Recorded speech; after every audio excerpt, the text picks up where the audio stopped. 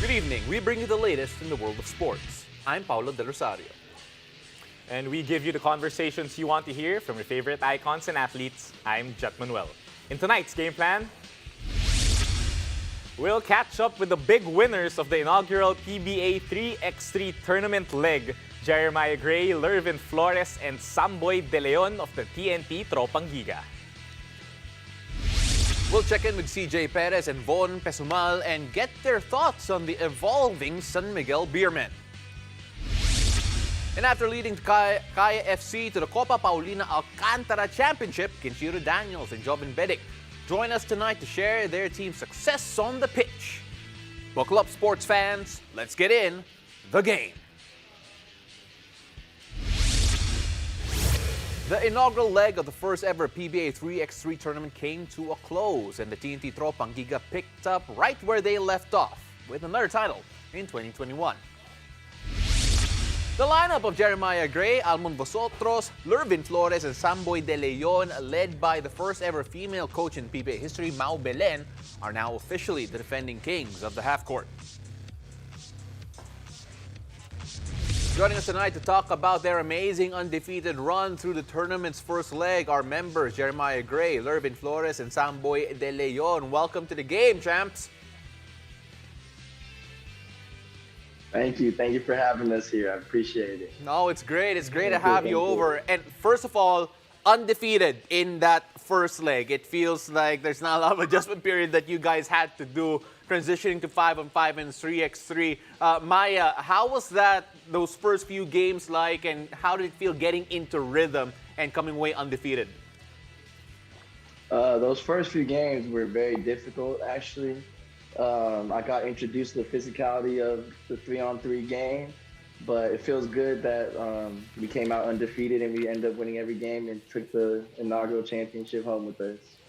Well, it's nice to see you back here, Maya. But talking about physicality, I mean, pag-usapan natin, bakbakan sa paint. LERVIN, ikaw yung big man ng team na to. Ibang-iba. I mean, kitang-kita sa TV, syempre, pag galing sa'yo, ibang-ibang bakbakan sa loob ng paint sa 3x3. Pag-usapan naman, kwento mo naman sa amin, ano yung naging adjustment mo from 5-on-5, itong 3-on-3, na iba talaga ang labanan sa loob? Sa akin siguro parang balik sa pagkabata, yung laro sa kanto.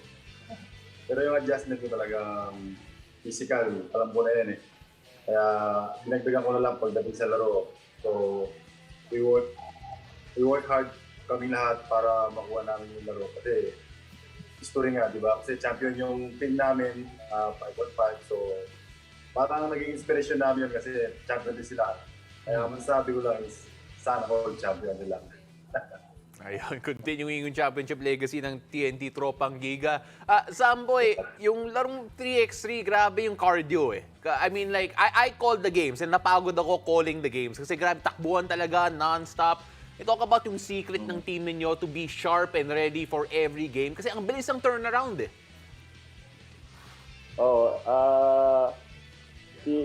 Magaling naman yung coach namin eh, sa pag-prepare sa amin, pag-prepare na kami. Yung conditioning namin, saka mental din kasi yun nga, fast-paced. So yung kailangan ng mga quick decisions. So yun, prepare kami ng courses namin din.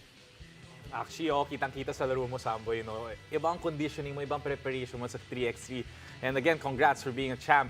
But I mean, Maya, Samboy touched on it. I want you to maybe tell us a little bit more about your coach, Coach Mau Belen. How did she prepare you, and what did you take away from her as you saw, you know, to wrap up that first leg as the champions of that first leg? Well, the week that I got to spend with the team that I was here, she prepared us by, of course, getting us in great condition, and just really just putting confidence in each and every one of us. She knows how to put confidence in everybody, and yeah, it's just cool that we got to win her the first championship here and get her some wins under her belt, and hopefully we can keep that rolling into this next leg on Wednesday. Well, you know, that championship, that final game came down to free throws. And LERVIN, pag-usapan muna natin yung mga free throws. And syempre, the winning free throw was made by Almon Vosotros, who's not able to join us here today. Pero what does Almon Vosotros bring? And was it a surprise na siya yung nakakuha ng game-winning free throw para sa TNT? Yung sa akin kasi, parang nawala bigla yung pulso ko kasi kakabangga sa baba, kakabangga rin. And ang bibigat din ng Meralco, puro pangano talaga sila pampanggaan eh. So, pag free throw ko, parang hindi ko maramdaman yung pulso ko kasi hindi ako sanay na tumitira sa labas. Dahil si Almon Vosotros lagi tumitira din sa labas. Kaya yung buti siya lang yung nakapag-game winner. So happy. Okay na okay eh. Nawala yung ano mo, yung kaba mo doon nung si Almon may hawak ng bola. Pero Samboy, kayong dalawa, nasa labas kayo naglalaro. Si LERVIN kasi sa loob. Itong buong first leg na to, 7 games, 7-0. Ano yung tingin mo naging sekreto ng team chemistry nyo? Kayong apat, ang ganda ng laro nyo, ang ganda ng chemistry. Ano yung sekreto para sa'yo? Yung chemistry kasi, kagaya sa amin, tatlo kami ni LERVIN sa ni Almon. Matagal tayong magkakasama sa 5-on-5 pa kami, magkakasama na kami. So, buo na kami. So, pagpasok ni Jeremiah, madalis siyang naka-adjust kasi magaling siyang teammate, may pag-communication na maayos. Kaya, madali lang talaga yung chemistry namin. Well, now that you're champs, Maya, you guys have a target on your back, and it's again another quick turnaround. The second leg is happening in just a couple of days. What are your key takeaways now that you can look back at your performance on the things that you guys can improve on and make sure that you still end up on top at the end of leg 2? There's actually a lot we can improve on, including our chemistry, just actually making the game a lot easier for us. We can improve on that. And of course, improve on our free throws. You saw we missed a few free throws on that final stretch, but I feel like we still haven't played our best basketball yet. And it's crazy that we ended up coming out 7-0, and we still have a lot more we can do to get better. So we're excited to see what else we can do and just make the game a lot easier for us and figure out how to actually play the 3-on-3 style of basketball. Well, to be fair, I didn't name any names about who missed any free throws. I just mentioned the guy who made it, and that's Almon.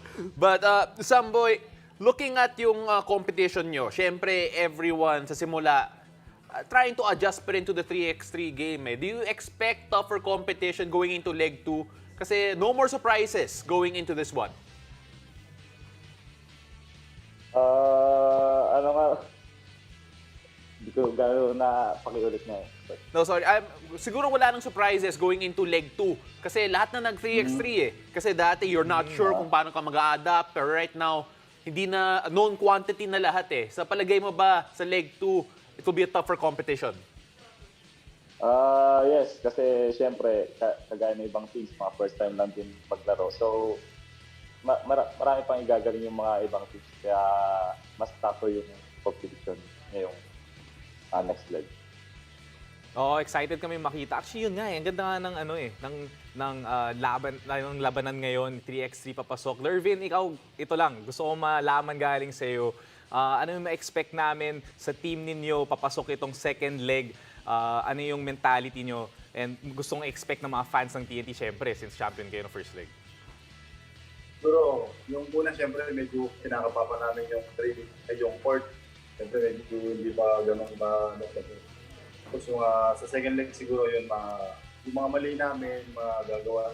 Kasi check na namin yung mga nagagawa namin mali sa court. So, mas maganda pa yung papakita namin. So, gagawin na namin siya mas madali kaysa mahirap.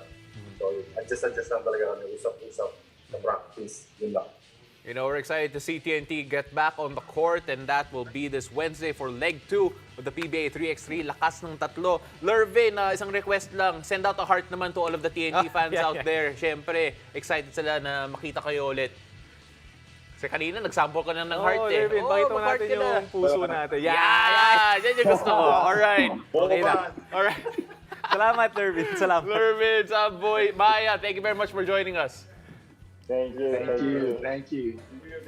And after the break, San Miguel Beermen, Cjay, Perez, and Von Pessumal join us live. Stay tuned. You're watching the game.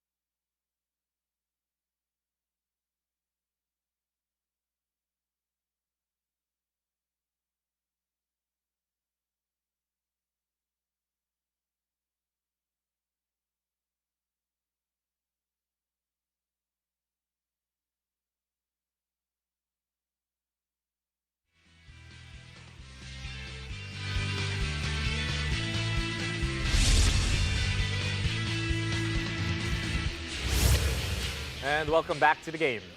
With a lot of player movement, we might just see a very different San Miguel Beermen with the PBA resumes action. And tonight, joining us live from San Miguel Beermen, Cjay, Perez, and Von Pessumal. Mga idol, welcome to the game.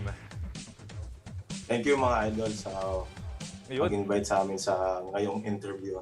Oo. Why Sa napaka-formal? Oo nga, formal na formal. Actually, but right off the bat, Von, I would like to apologize that the co-host you're talking to now is not as beautiful as your wife.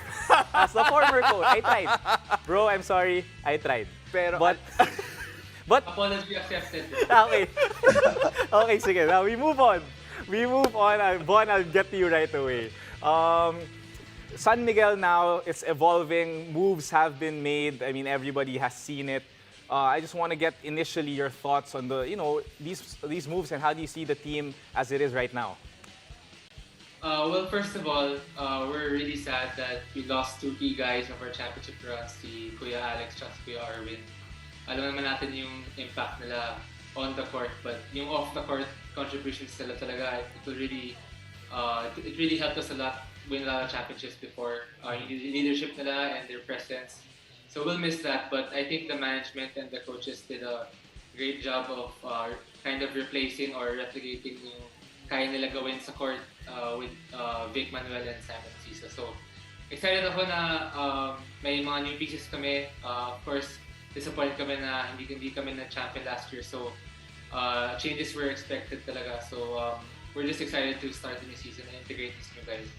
Yeah, no, absolutely. Actually, you touched on it, Von, very well about yung leadership na nawala. Kasi, syempre, you talk about Arwin Santos, Alex Cabagnot, it's the intangibles that they bring also. And CJ, syempre, without them being there, does that mean yung leadership role mas na-spread out na sa team? And guys like you who've been on the team just a bit longer now have more leadership role dito sa grupo na to? I think madami pa naman akong kailangan matutunan para maging leader talaga. And siyempre, andyan pa naman sila si Ross para i-guide kami. Yan, si Von, sila Marcio, sila Jun Marso. I think, yun nga, malaking bagay yung nawala si Kuya Arwin at si Kuya Alex kasi yan, sila yung isang nakakapag-dictate ng laro, nakakapagpakalma. Siyempre, mga clutch points ni Kuya Arwin tsaka ni Kuya Alex. Kaya malaking bagay. Pero yun nga, malaking adjustment para sa amin lahat.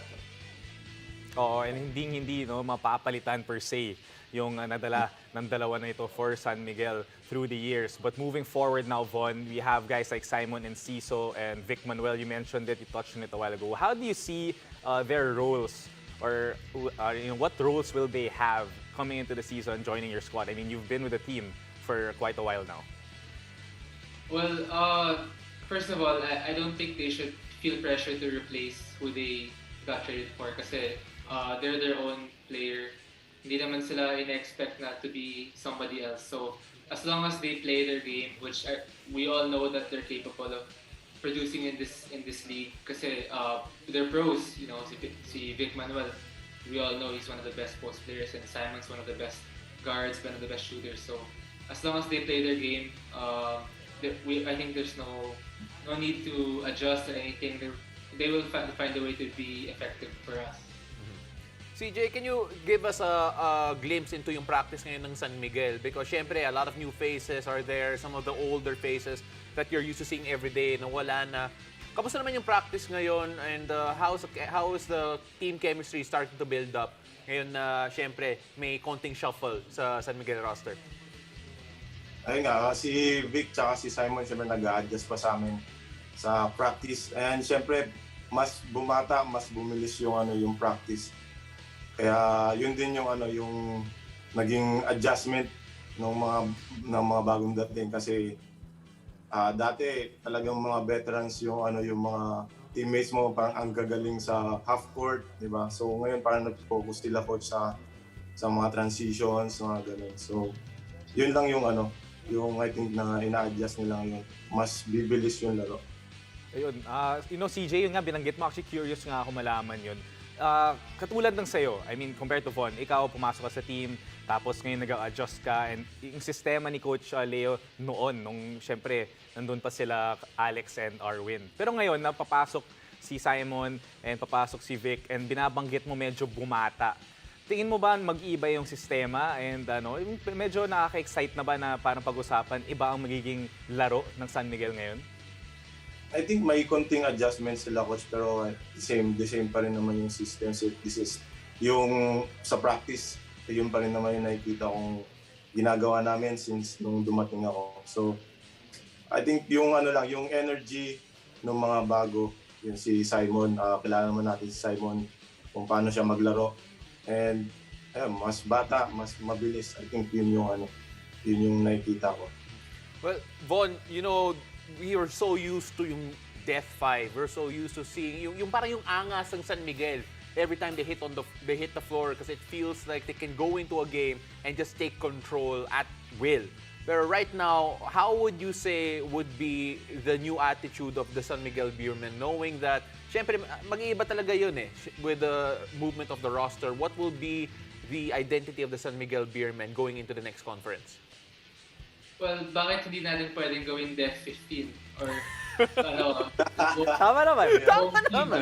We're just going with what we see, you know? Bakit 5 lang isang team 15 ang tao, diba? So, Tama naman. Sama na natin si Coach Leo. Kung naging t-shirt yan, Von, ikaw may kasalanan, yung Death 15.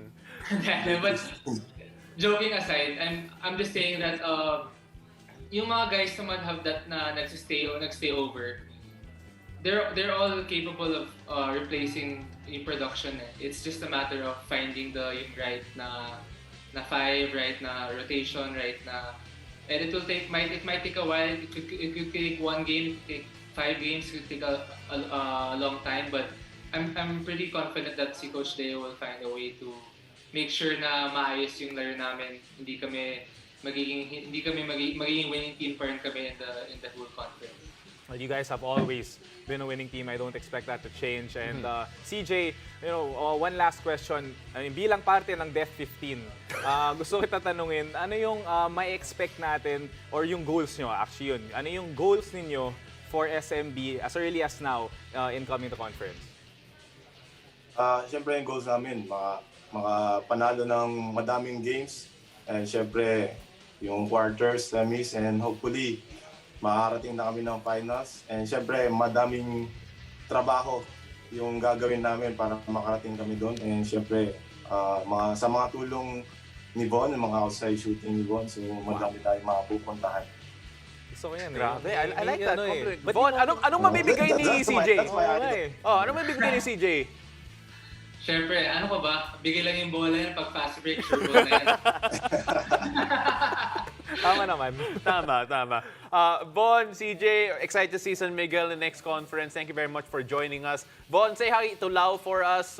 We still miss her. And masarap yung mga linuluto niya. We see it on Instagram. Thank you very much. Thank you. When we return, after leading Cjay FC to the Copa Paulino Alcantara Championship, Kenshiro Daniels and Jovin Bedic join us tonight to discuss their team's success on the pitch. Keep it here. You're watching the game.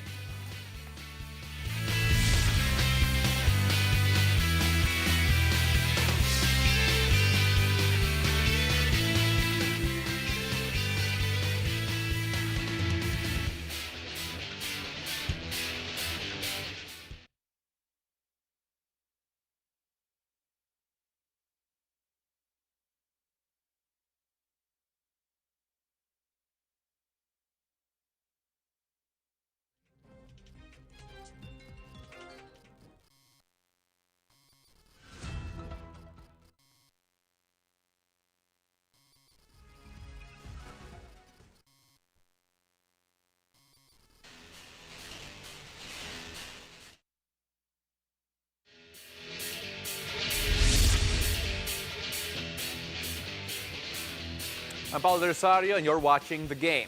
Cjay FC is officially back on top after winning their second Copa Paulino Alcantara Championship against the Ascal's development team. Kenshiro Daniels scored the lone goal in the 48th minute to give their club the 1-0 win, while team captain Jovin Bedic was awarded the Golden Ball for being the tournament's MVP. Here with us on the game are Kaya FC players and champions, Kenshiro Daniels and Jovin Bedic. Gentlemen, welcome to the game. Thank you for inviting Thanks us. for having us. Oh, that's great. And can I just tell everyone right now who does play video games that Kenshiro Daniels is great in the game of Warzone. But Kenny, we're not here to talk about how good you are, shooting people online. Instead, we're going to talk about that goal that you got. Very scrappy. In fact, that whole game was tough. Can you talk a bit about that finals matchup against the ADT and just how tough a competition they proved to be? Yeah, going into the tournament, we knew ADT were going to probably be one of the tougher competitors. They had just come from some qualifiers, so we knew they were match fit, unlike the rest of the teams in the tournament. We haven't had a competitive game since I think it was July, and they were coming right off a tournament, so we knew they would be fit and basically come into every game with a lot of energy. Yeah, and we saw how prepared you guys were to in winning that tournament. But Jovin, gusto ko kita tanungin rin, ano yung masasabi mo sa performance ng team ninyo throughout the whole tournament? Siguro nga, yung Champions League nga, malaking bagay nga sa amin. Kasi after nun, mas more experience yung team namin and nakita naman sa tournament na mas yung core namin mas develop kaysa sa ibang teams. Well, Jovin, syempre, even though that I personally felt that you guys were a class ahead of some of the other competitors, mainly because of yung experience nyo sa Champions League. But how do you feel the competition is evolving right now? Syempre, may bagong team in Cebu. ADT was able to give you a very good fight, and Stallions is always a very tough competition. And of course, we're expecting more clubs to come in as well. How does the domestic scene feel to you right now, Jovin? Yes, mas mahirap nga kasi nga most of the players din like Cebu, yung mga players nila galing din dati sa Davao, sa Global, Bali. Yun pa din yung mga players na nahihirapan kami dati pa sa iba't ibang teams. But yun nga, mas maganda, mas maraming clubs, good para sa liga nga kasi nga mas maraming clubs, mas maraming games and yung exposure nga ng mga players. You know what, Jet? It's funny kasi si Bedic yung MVP essentially. And the thing is, I always wanted to know what Kenshiro thought about. We all do. Yeah.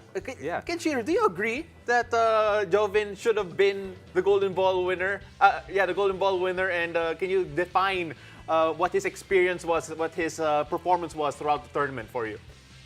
Answer right, bro. Answer right. What should I say here? No, I think everyone played well. I think Jovin was definitely exceptional. I can agree with that. I'll give it to Jovin.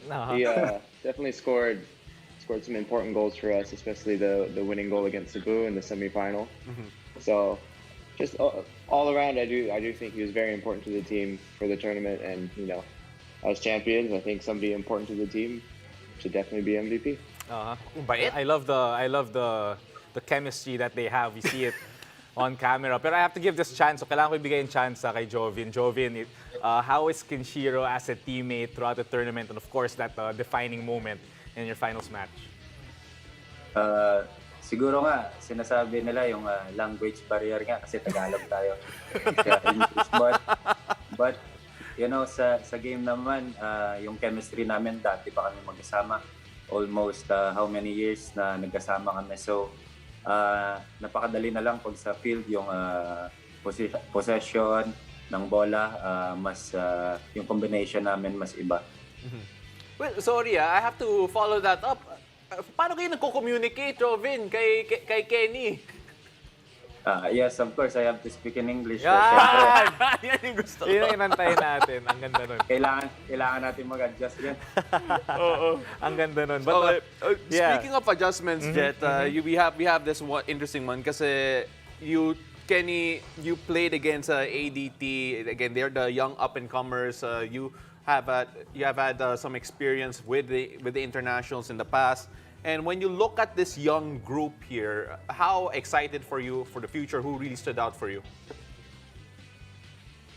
It's exciting to have them as a whole squad, basically training together now. In the past, we haven't had the best results coming from the youth, and it's always picking players from here or there. But now we have a solid squad actually growing together and training together. It's just exciting, basically overall for the future of the national team. We can keep getting players from abroad, or we can look at this growing team because they're going to have the chemistry from playing together all this time, and it's all positives for the national team. Sounds great coming from you guys. But talking about the future, what is, Jovin, balikan kita, yung future ng Cjay FC, is there a timeline? What can we expect now leading up to the 2022 AFC Cup? Siguro nga, yung Champions League nga, malaking bagay yun sa amin. Siguro yung core namin, mas ma-develop pa yan next season. And magsa-start nga yung league by Feb. Sana matuloy.